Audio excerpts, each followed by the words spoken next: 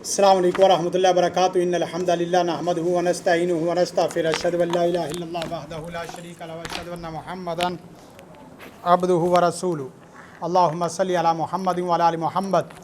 ہم دیکھ رہے تھے تلخیص الاصول، یہ کتاب ہے، بہت معروف کتاب ہے۔ اس کتاب کی ہم نے مبادیات پہلے پڑھی، آج پھر مبادیات کے بعد اس کا پہلے باب کو دیکھنے سے پہلے ہم فہرست کو دیکھیں گے۔ سب سے پہلے فہرست کو دیکھیں تو صاحب کتاب نے یہاں 4 ابواب بنائے ہیں، گویا کہ 4 قسم کی ابواب بندی ہے۔ یہ چاروں کو آپ بریک اور عمیق نظر سے دیکھیں گے تو آپ کو پتہ چلے گا کہ صاحب کتاب کا اصول فقہ میں زیادہ تر رجحان کس باب کی طرف ہے، زیادہ تر ان کا رجحان کس چیز کی طرف ہے۔ اگر پہلے دیکھا جائے تو الباب الاول فی مصادر الحکم الاصلیہ، پہلا باب حکم اصلیہ کے مصادر کے متعلق ہے۔ حکم اصلیہ کے مصادر، حکم اصلیہ کے جو مصادر ہے اس کا پہلا باب ہے۔ اس میں آپ دیکھیں گے تو اس میں کافی ساری فصلیں بھی ہیں اور فصلوں کے ساتھ ساتھ آگے کئی قسم کی مباحث ہیں۔ مثلا اس میں الفصل الاول پہلی فصل ہے اور اس فصل میں پہلی مبحث اور پہلا مطلب، اور اس کے بعد آگے اگر دیکھیں تو اس کے بعد دوسری فصل جو آ رہی ہے وہ اگر آپ دیکھیں تو دوسری فصل کون سی ہے؟ الفصل الثانی فی طرق الاستدلال من النص، پہلی فصل ہے فی طرق الاستدلال من النص عند الجمہور، اور دوسری فصل ہے فی طرق الاستدلال من النص عند الحنفیہ۔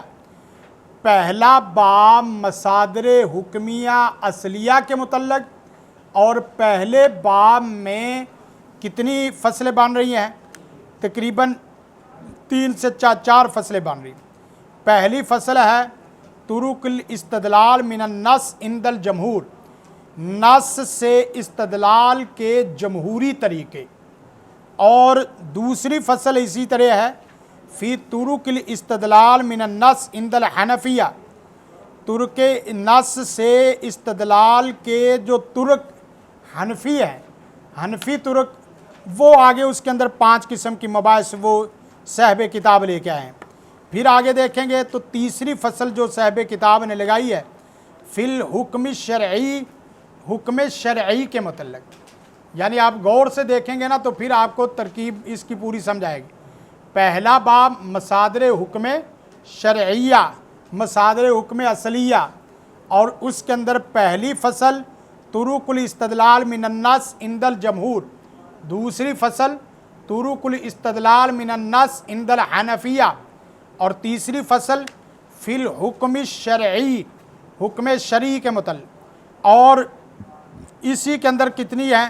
یہ 4 قسم کے مواد۔ پھر دوسرا باب جو ہے وہ فی مصادر الحکم التابع للکتاب والسنہ، مصادر وہ جو کتاب و سنت کے تابع مصادر ہیں۔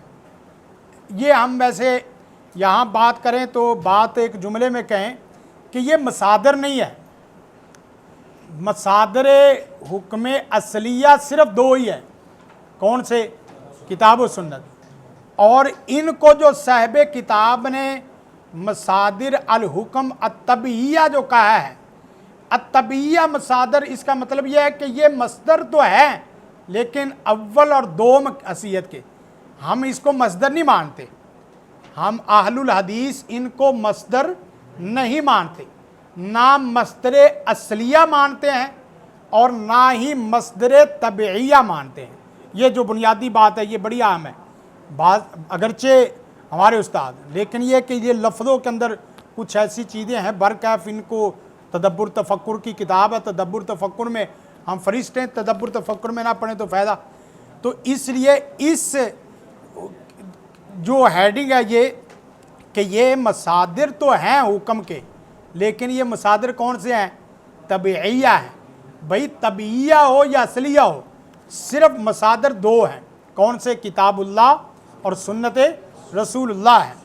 باقی جتنے ہیں ان کو پھر کیا نام دیں گے؟ ہم کہیں گے یہ مناہج الکتاب والسنہ ہے، یہ مناہج الاستدلال ہے، یہ مناہج الاستدلال۔ دوسرا باب مناہج الاستدلال کا ہے، مصادر الحکمی طبعیہ کا نہیں ہے۔ بات سمجھائی کہ نہیں؟ یہاں تک بات اگر سمجھائی تو تیسرے باب میں چلتے ہیں۔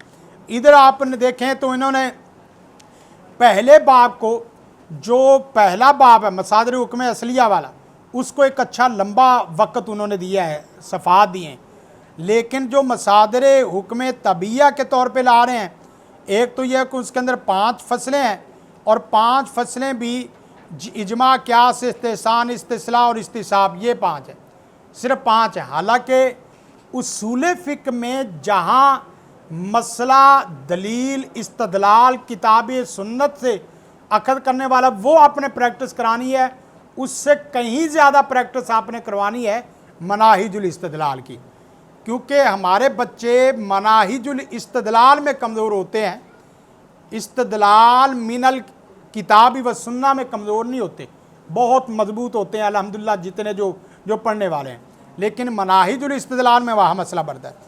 آگے تیسرا باب جو ہے فی التعارض والتوفیق والترجیح والنسخ فی الاجتہاد والتقلید، یہ تیسرا باب کیا ہے؟ تعارض اور توفیق اور ترجیح، یعنی تعارض بین النصوص جو آپ پوری کتاب پڑھ رہے ہیں، یہاں انہوں نے ایک باب دیا۔ چوتھا باب ایسے بنتا یہ تھا کہ الباب الرابع فی الاجتہاد والتقلید، الباب الرابع فی الاجتہاد والتقلید، یہ اس طریقے سے انہوں نے وہ بعد میں وہ لہذا بنایا۔ اب یہاں سے طرق الاستدلال من النص، اس کو پڑھنے سے پہلے یہ بات یاد رکھیں، اصول فقہ میں نا بچے 4 چیزیں آپ کو اگر پتہ چل جائے نا، 4 چیزیں، تو آپ سمجھ لو کہ اصول فقہ میں فقیہانہ مزاج میں آنا شروع ہو گئے ہیں۔ فقیہانہ مزاج میں کیا ہے؟ آنا شروع ہو گیا۔ 4 چیزیں آپ نے چیک کرنی ہے، جس وقت بھی آپ نے چیک کرنی ہے آپ کو پتہ ہو کہ ان 4 میں سے کون سی چیز آپ کے پاس کس لیول کی ہے اور کس طرز کی ہے۔ اس میں نمبر 1، آپ نے ہر چیز کا حکم تلاش کرنا ہے۔ ہر چیز کا کیا تلاش کرنا ہے؟ حکم تلاش کرنا ہے۔ مثلا ویڈیو ہے، ویڈیو کا حکم کیا ہے؟ کیمرے کا حکم کیا ہے؟ نماز کا حکم کیا ہے؟ آن لائن بزنس ہے، اس کا حکم کیا ہے؟ آپ نے جب بھی کام کرنا، یہ اچھے طریقے سے سمجھ لیں، آپ نے کوئی بھی کام کرنا ہے تو سب سے پہلے فقیہ آدمی کا کام کیا ہے کہ وہ کیا تلاش کرے گا؟ حکم تلاش کرے گا کہ یہ کپڑے میں نے پہننے، اس کا حکم کیا ہے؟ یہ ٹوپی میں نے پہن لی، اس کا حکم کیا ہے؟ یہ جو ایٹم چلا رہا ہوں اس کا حکم کیا ہے؟ گولی اور گولا چلا رہا ہوں اس کا حکم کیا ہے؟ بات سمجھ رہے ہیں؟ حکم کو تلاش کرنے کی کیا کرنی ہے؟ کوشش کرنی ہے۔ کوئی بھی صوفے پہ بیٹھنے کا حکم کیا ہے؟ چمچی سے کھانے کا حکم کیا ہے؟ جدید آلات کو استعمال کرنے کا حکم کیا ہے؟ مرد ڈاکٹر ہوں یا لیڈی ڈاکٹر ہوں، لیڈی ڈاکٹر بنانا اس کا حکم کیا ہے؟ بچوں کو انجینئر بنانا اس کا حکم کیا ہے؟ یہ بنیادی چیز ہے جو آپ نے کیا کرنی ہے؟ سمجھنے کی کوشش کرنی، حکم۔ اور دوسری بات یہ ہے کہ جو حکم لگانا ہے نا، دوسری چیز آپ نے جو تلاش کرنی ہے، اس حکم کی دلیل من الکتاب و سنہ ہو۔ اس حکم کی کیا ہو؟ دلیل من الکتاب و سنہ۔ پہلی بات میں نے کیا کہی کہ آپ کا یونیورسٹی میں پڑھنے کا حکم کیا ہے؟ آپ کا اداروں میں رہنے کا حکم کیا ہے؟ آپ کسی تحریک میں جا رہے ہیں تو تحریک کا شرعی طور پہ حکم کیا ہے؟ آپ کا یہاں پڑھانا زیادہ بہتر ہے یا جہاد کرنا بہتر ہے، یا مدارس میں رہنا یا دعوت دینا؟ یہ ساری چیزیں آپ نے اپنا بھی دیکھنا، اور آپ نے اپنے شروع میں تھوڑی تھوڑی پریکٹس کرتے جائیں اور استاد کو چیک کرواتے رہیں۔ سر میں نے اس مسئلے میں یہ حکم لگانے کی کوشش کی ہے، تو کیا میرا یہ حکم آپ کے نظر میں کتاب و سنت کی روشنی میں یہ کیسا ہے؟ میں صاحب ہوں یا خطی مختی ہوں؟ یعنی میں صاحب، میری رائے ٹھیک قریب جا رہی ہے۔ شروع میں یہی ہے کہ آپ تفسیر پڑھیں اور آپ فقہ پڑھیں، آپ حدیث پڑھیں، آپ چھوٹی چھوٹی باتوں کے مسائل کو اخذ کرنا شروع کر دیں اور بڑی شروحات کی کتابوں میں دیکھنا شروع کر دیں۔ شیخ الاسلام ابن تیمیہ کی رائے، ابن قیم علیہ رحمہ کی رائے، یا صالح عثیمین کی رائے، آپ ان کی کتاب سے پہلے متن کا مطالعہ کر لیں، متن سے فہم حاصل کرنا شروع کر دیں، پھر اس فہم کو اس استاد کے فہم سے میچ کرنا شروع کر دیں، آپ اپنے حکم کو استاد کے حکم سے میچ کرنا شروع کر دیں، آپ کو اندازہ ہو جائے گا کہ آپ اللہ کے فضل و کرم سے جو متن تھا کتاب کا، اس متن کی تفہیم میں بالکل بیعینی اسی طرح چل رہے ہیں جیسے استاد چل رہا ہے۔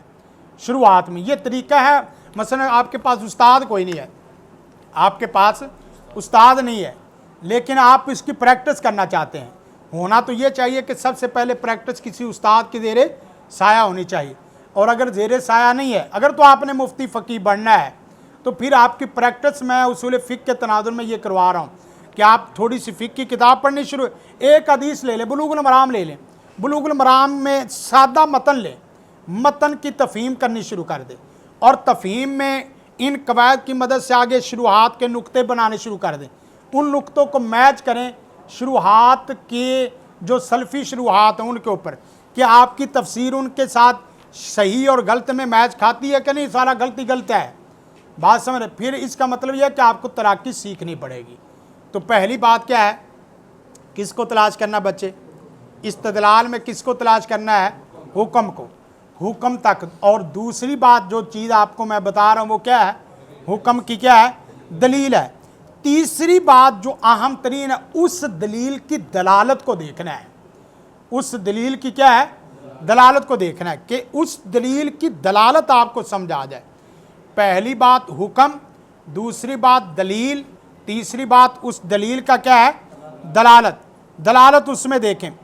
چوتھی بات جو ہے نا، مستدل کو دیکھیں کہ صاحب کتاب جو مثلا آپ نے بلوغ المرام کی شرح پڑھی، آپ نے مشکات کی مرات جو نا وہ مفاتیح شرح پڑھی، آپ نے سنن ابی داؤد کی عون المعبود پڑھی، آپ نے سنن ترمذی کی تحفۃ الحافظی پڑھی، آپ نے بخاری کی فتح الباری پڑھی، یا ملا علی قاری کی جو بھی کتاب آپ نے پڑھی، یا شرح النووی مسلم کی وہ پڑھی، آپ نے پہلے متن کو اس کے ساتھ دیکھنا، پھر صاحب کتاب جو ہے مثلا، لیکن ابھی اس درجے میں بچے جاتا نہیں ہے جلد، یہ بڑے اساتذہ کبار اساتذہ کے کام ہوتے ہیں، لیکن یہ کہ کبار اساتذہ بھی تو ایسے ہی بنتے ہیں نا کہ وہ دیکھیں گے کہ حافظ ابن حجر عسقلانی علیہ رحمہ صفات باری تعالیٰ کے مسئلے میں کچھ نہ کچھ کیا کر رہے ہیں؟ کجروی کا شکار ہو رہے ہیں، اور مولانا مودودی یہ اللہ کی صفات میں قرآن کریم کے ترجمے میں کچھ کجروی کا شکار ہو رہے ہیں، فلاں حضرت اس مسئلے میں ادھر جا رہے ہیں، یہ مستدل کو چیک کرنا، بات سمجھ، استدلال کرنے والے، گویا کہ کیا ہے؟ حکم، نمبر 2 دلیل، نمبر 3 کیا ہے؟ دلالت، اور نمبر 4 کیا ہے؟ یہ 4 چیز، انہی چاروں چیزوں کے چیک کرنے کا نام ہی اصول فقہ ہے، انہی کا نام ہی کیا ہے؟ اب انہی کا پھیلاؤ ہے۔ اب دیکھیں پھیلاؤ کیسے صاحب کتاب کیا کرتے ہیں، اس میں آپ دیکھیں سب سے پہلے انہوں نے کہا کہ الباب الاول فی مصادر الحکم اصلیہ، مصادر حکم اصلیہ کے متعلق پہلا باب، اور واہیہ، اور وہ الکتاب، نمبر 1 الکتاب ہے، والسنہ نمبر 2 کیا ہے؟ السنہ ہے، واہیہ الاول الکتاب، واہیہ الثانی السنہ، الکتاب والسنہ ہے، اور اس مصادر حکم اصلیہ میں کتاب و سنت کے تحت 3 فصول ہے، وفی ثلاثۃ فصول، 3 فصول ہے، الاول پہلی، فی طرق الاستنباط، استنباط کے طرق میں، من النص، نص سے، اس سے پتہ چلتا ہے کہ وہ آدمی تو گیا نا جو نص سے گیا، استنباط اور استدلال ہوتا ہی من النص ہے، بدون نص کوئی استدلال نہیں ہے، ادھر سے آپ نے نکال لینا ہے۔ پہلی بات کیا ہے؟ من النص، اور نص کی قید سے بدون نص خود بخود نکل گیا کہ وہ استدلال، وہ استنباط اس کی کوئی حیثیت نہیں ہے جو استنباط بدون نص ہو۔ یہاں بات کیا ہو رہی ہے؟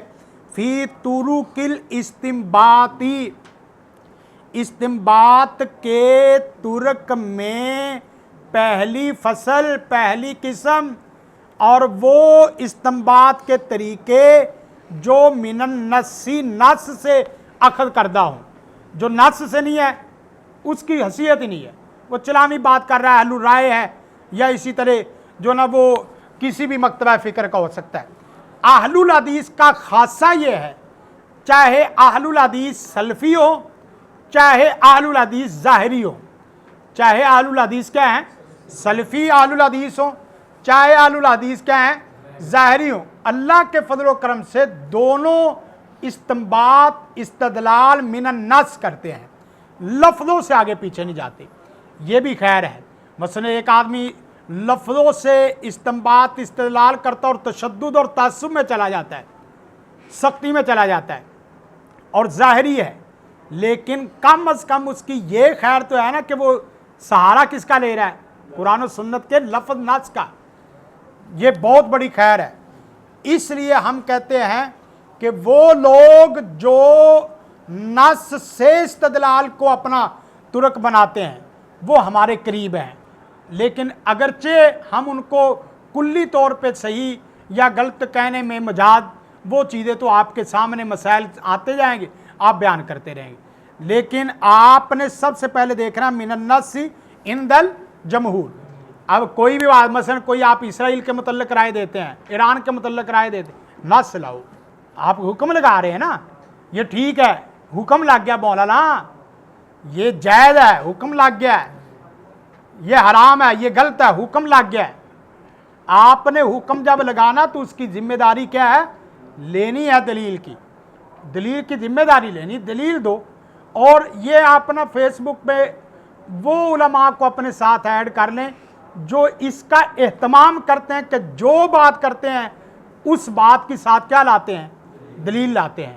جو دلیل نہیں نہ لاتا اس کو آپ اپنی صفوں میں مطالعے میں سرسری رکھیں، خواہ وقت کا ضیاع نہ تصرف نہ کریں، یعنی اس کا پتہ ہے کہ یہ مزاج کا آدمی اس طرح کا یہ چلامی سی باتیں کرتا ہے، بس ادھر ادھر کے جو ٹوٹ کے، یا کیا وہ چیٹ جی بھی کیا اس کا نام ہے، ہاں، اب وہ اللہ کی پناہ عیسائی کسی یہودی نے لکھی ہے، بنائی ہے، جس کے اندر قرآن بھی صحیح نہ آ رہا ہو، حدیث بھی صحیح نہ آ رہی ہو، وہ آپ کا رہنما اور معلم حقیقی ہے، بات سمجھ رہے کہ نہیں؟ تو پھر وہ کنٹرول سی کا مربع پلس کنٹرول وی اور نتیجہ بہو باللہ، یعنی وہی ہے نا، کوئی نتیجہ نہیں ہے۔ آپ نتیجہ جب اخذ صحیح کرنا چاہتے ہیں تو اس کو کریں۔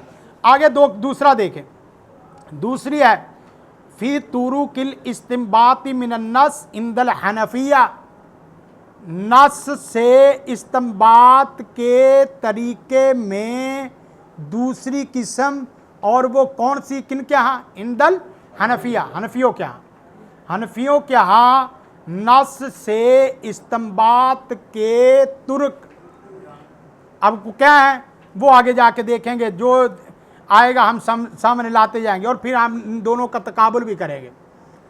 آگے الثالث فی الحکم الشرعی، حکم شرعی کے متعلق، و اقسامی، اور اس کی اقسام کے یہ آپ نے پڑھی ہے، حکم تکلیفی، حکم وضعی، حکم تخییری، لیکن جب بچے ہم حکم تکلیفی آپ کو پڑھائیں گے نا آپ کو مزہ آئے گا، اللہ کے فضل و کرم سے حکم تکلیفی اور وضعی تخییری ہوتا کیا ہے انشاءاللہ العزیز۔ پہلی قسم الفصل الاول فی طرق الاستدلال من النص عند الجمہور، فی طرق الاستدلال، اب دیکھیں یہاں نا یہ چیزیں جو نا وہ بنتی ہیں کہ پیچھے تھا فی طرق الاستنباط، اب یہاں فی طرق الاستدلال، یا تو یہ ہے کہ تھوڑی سی مباحث گڑمڑ ہے، مباحث کیا ہے؟ گڑمڑ ہے، یا یہ ہے کہ اس کی وضاحت کرنے کی ضرورت ہے، بات سمجھ رہے کہ نہیں؟ اگر تو دونوں مترادف ہیں تو مترادف اس طریقے سے نہیں ہے بچے، اگر متغایر ہیں تو وہ پھر اسی طریقے سے لکھیں، بات سمجھ آ رہی کہ نہیں؟ لیکن ہم نے جو آپ کو بتایا نا وہ بھی اساتذہ کی زیر نگرانی اور روشنی میں، یعنی یہ نہیں ہے کہ وہ کسی استاد کے اوپر کوئی جرح نہیں کرنی، کسی استاد کے اوپر کوئی جرح نہیں ہے، ہاں یہ ہے کہ آپ اپنی رائے دے دیں، استاد کے اوپر جرح نہیں کرنی، جب بھی کرنا نا استاد بڑے ہیں ان کے، لیکن میں یہ سمجھا ہوں دوسرے طرق سے، اس طرق سے یہ ہے اور دوسرے طرق سے یہ ہے، ہاں دوسرے طرق سے میں کیا ہوں یہ سمجھا، یعنی ایک میرا طرق وہ چل رہا ہے حافظ محمد گوندلوی علیہ رحمہ کے قبیل سے طریق سے، اور ایک میرا چل رہا ہے حافظ عبداللہ محدث روپڑی علیہ رحمہ اس کے طرق سے، تو میں ادھر سے یہ سمجھ رہا ہوں اور ادھر سے کیا ہے پھر دونوں کے دلیل کی بنیاد پہ یہ سمجھ رہا ہوں، किसी को गलत ना कहें।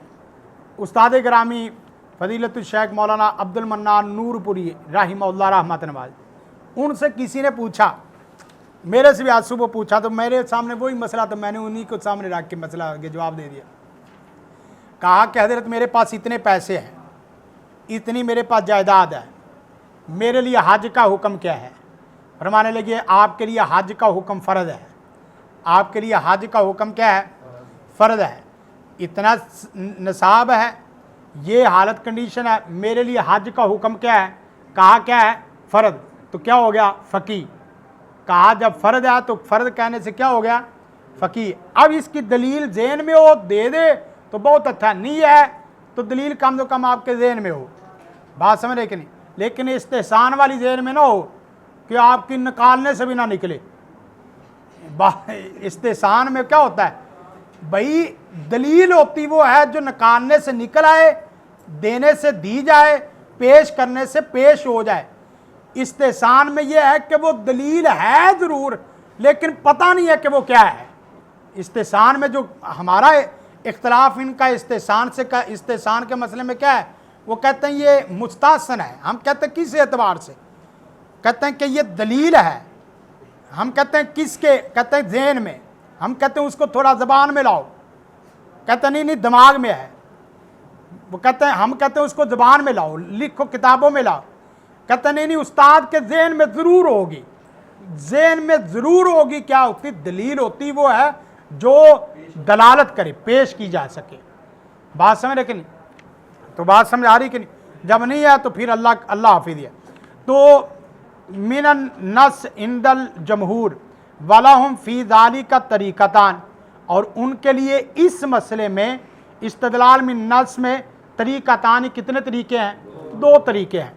अल अव्वलु अल इस्तदलाल बिल मंतूक, पहला इस्तदलाल बिल मंतूक है, दूसरा इस्तदलाल बिल मफ़हूम है। पहला इस्तदलाल बिल मंतूक है, दूसरा इस्तदलाल बिल मफ़हूम है। इस्तदलाल बिल मंतूक वहुवा सरीहुन, और वो इस्तदलाल बिल मंतूक 2 किस्म का है। नंबर 1 सराहतन, सराहतन वो नुतक बोले, वो लफ्ज़ बोले कि मैं इस माने के लिए आ रहा हूँ। बात समझ रहे कि नहीं? लफ्ज़ बोल के बोले, लफ्ज़ इशारतन बोले, सौतन बोले, जैसे भी बोले, लफ्ज़ को आंखें मिल जाए, लफ्ज़ को ज़बान मिल जाए, और वो सराहतन। व गैर सरीन, या गैर सरी, गैर वादे, वादे तौर पे मंतूक नुतक रहनुमाई करे, या गैर वादे तौर पे करे लेकिन हो नुतक। वो गैर वादे क्या, वादे क्या, वो आगे जाके समझाते हैं। इस्तिदलाल बिल मफ़हूम क्या है? वो मफ़हूम मंतूक के मुआफिक हो। किसके मुआफिक हो? मंतूक के। या मफ़हूम मुआफिक हो या मफ़हूम क्या है? मुखालिफ हो। इसको भी जिस वक्त हम समझाएंगे अल्लाह के फजल करम से रटाटेशन में नहीं जाएंगे बच्चे। रटाटेशन वाली ना बातें ना वो बड़ी अजीब सी हो जाती। यहाँ इस्तदलाल बिल मंतूक, अब यहाँ देखेंगे बड़ी प्यारी बात आगे देना।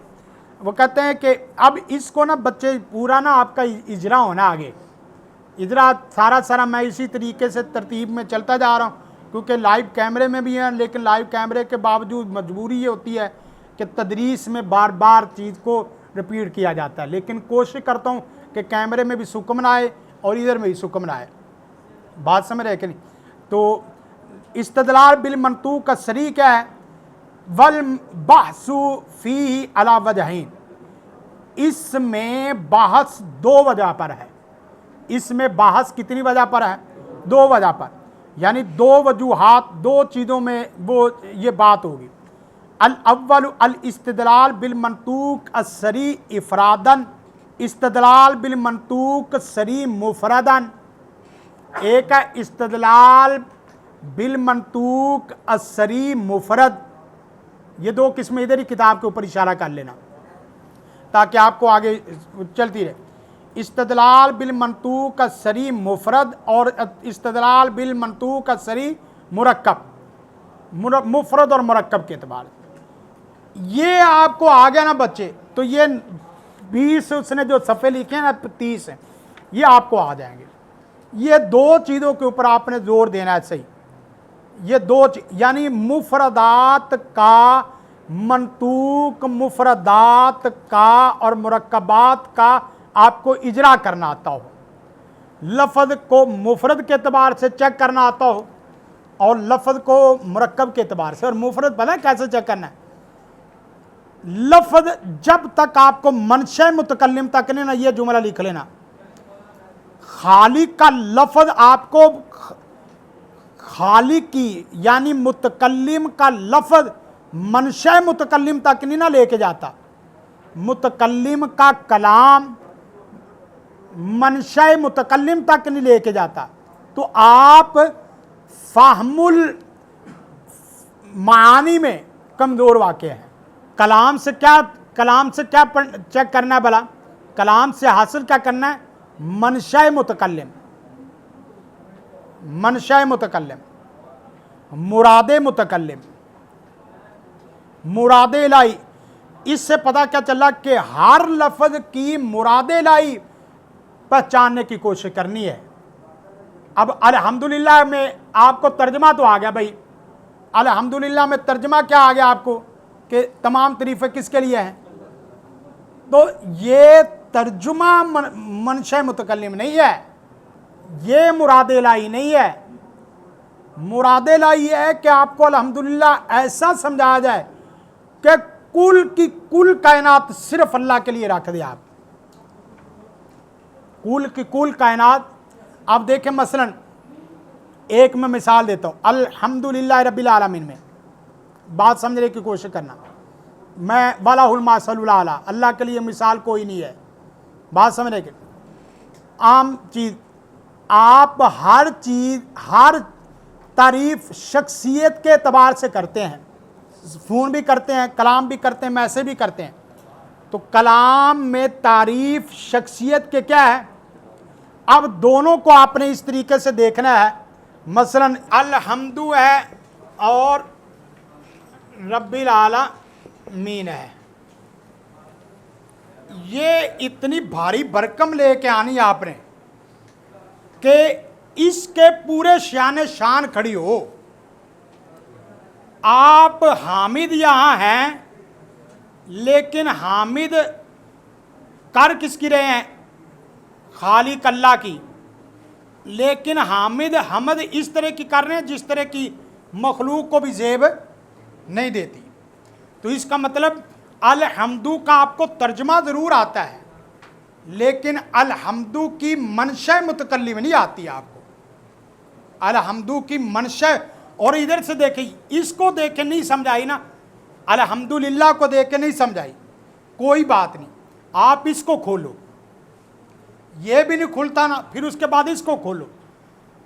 یہ جتنا کھلتا جائے گا نا بچے، عالم سے اعلیٰ مین، یہ جتنا کھلے گا نا پھر اس کے بعد اتنا کوئی فرق تو آئے گا کہ نہیں؟ کوئی فرق تو آئے گا. یہاں یہ ہے کہ حمد بنی ہی تیرے لیے ہے. کیا ہے؟ بنی ہی تیرے لیے ہی. تو ہر قسم کی کیا ہے؟ حمد بنی ہے. تو بنی ہی اس کے لیے. اب دیکھیں یہاں تمام تعریفیں حمد اس کے لیے ہے اور یہاں یہ ہے کہ بنی ہی اس کے لیے ہے، اور کے لیے بنی نہیں ہے. بات سمجھ. اب فرق کیا آگے باقی بعد میں انشاءاللہ دیکھتے ہیں.